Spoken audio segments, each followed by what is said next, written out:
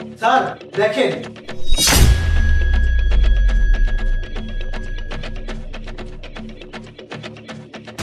এই তুই কি তোর শাস্তির কথা ভুলে গেছিস?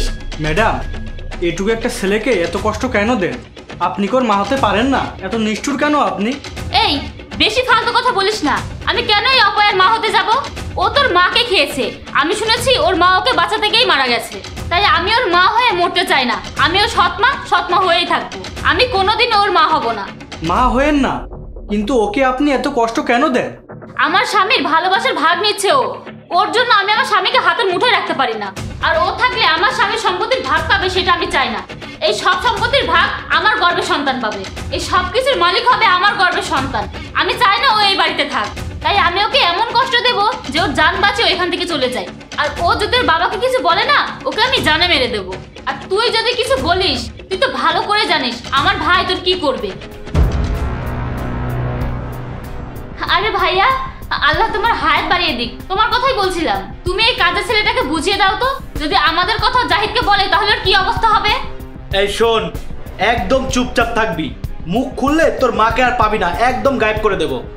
না না স্যার, আমি বড় স্যারকে কিছু বলবো না। এখন যা, নিজের কাজ কর। ভাইয়া ভিতরে এসো, বসো। কিন্তু বোন, তোর এই সৎ ছেলেকে যে তুই এত কষ্ট দিচ্ছিস তাও তো যাচ্ছে না। আমাদের পিঠে বিষ পড়া হয়ে বসে আছে। তুই অত্যাচারের মাত্রাটা আরো বাড়িয়ে দে। আরে ভাইয়া, সারাদিন না খাইয়ে রাখছি, মারছি, কাজ করাচ্ছি, এত কষ্ট দিচ্ছি, তাও ও যাচ্ছে না। আর কি করব? ওকে তো যেতেই হবে, ও যেতে বাধ্য হবে। ও না গেলে তো তোর সন্তান এই সম্পত্তির সমস্ত মালিক হতে পারবে না, আর আমরাও আমাদের পরিকল্পনা সফল করতে পারবো না। তোমাদের আর কোনো পরিকল্পনা সফল হবে না, কারণ আমি সবকিছু জেনে গেছি। ইমন। জি স্যার। আমার ছেলের হাত দুটো খুলে দে ভাই। ঠিক আছে স্যার।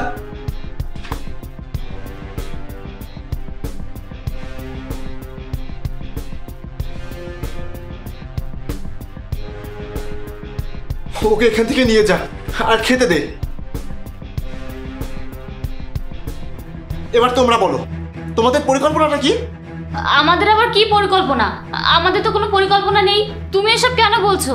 আর তুমি এখন বাসায় এসেছো কেন? আমি কেন বাসায় এসেছি তোমরা এখনো বুঝতে পারোনি, তাই না? ওই যে দেখো, মোবাইলে ভিডিও হচ্ছে। তোমরা আমার ছেলেকে নিয়ে কি করেছো আর তাকে নিয়ে কি ভাবছো সব আমি দেখেছি, সব আমি শুনেছি। শুধু তোমরা তোমাদের পরিকল্পনাটা সফল করতে পারবে না, কারণ সেটা তোমরা বলোনি, আর সেজন্যই আমি সেটা জানি না। তাই শুনতে চাই তোমাদের পরিকল্পনাটা কি।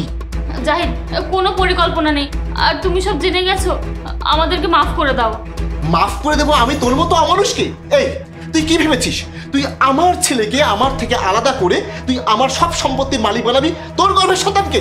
এই তুই কি ভেবেছিস তুই আমার সন্তানকে আমার থেকে আলাদা করে সবকিছু তোর সন্তানের জন্য রাখবি? আর কি যেন পরিকল্পনা করেছিস তুই হয়তো জানিস না, কুকর্ম আর কুকথা সবচেয়ে আগে ফাঁস হয়। শোন, আমি তো আমার এই ছেলের জন্যই দ্বিতীয় বিয়ে করেছিলাম, যাতে ও মায়ের আদর স্নেহ ভালোবাসা পায়। তুই নাকি কখনোই ওর মা হতে পারবি না। তাহলে তুই আমার কাছে কি আশা করিস? আমি কি শুধু তোর স্বামী হয়ে তোর সাথে সংসার করব?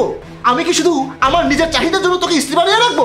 আরে তোর মতো এরকম জঘন্য চরিত্রের মেয়েকে নিয়ে সংসার করার আর এক মুহূর্তের জন্য আমার ইচ্ছা নেই। আর তুমি তোমার বোনকে এসব খারাপ কুপরামর্শ দাও, তাই না? না না ভাইয়া, আপনি ভুল বুঝছেন। আমি কোনো ভুল বুঝি নাই। তোমাদের সব কথা আমি রেকর্ড করেছি। আমি চাইলে তোমাদের দুজনকেই আইনের আওতায় নিয়ে কঠিন শাস্তি দিতে পারি, কিন্তু সেটা আমি করছি না। তোমরা এই মুহূর্তে আমার চোখের সামনে থেকে চলে যাও। জাহিদ, আমাকে শেষ একটা সুযোগ দাও। আমি আর কখনো খারাপ কিছু করবো না। আমি তোমার ছেলের মা হয়ে ওকে মায়ের আদর স্নেহ ভালোবাসা সবকিছু দেবো। প্লিজ জাহিদ, তুমি আমাকে ক্ষমা করে দাও প্লিজ। সরি অপু, তোমাকে আমি ক্ষমা করে তোমার মতো মেয়ের সাথে আমি আর সংসার করতে পারবো না। যাও, আমার বাড়ি থেকে তোমরা চলে যাও, যাও।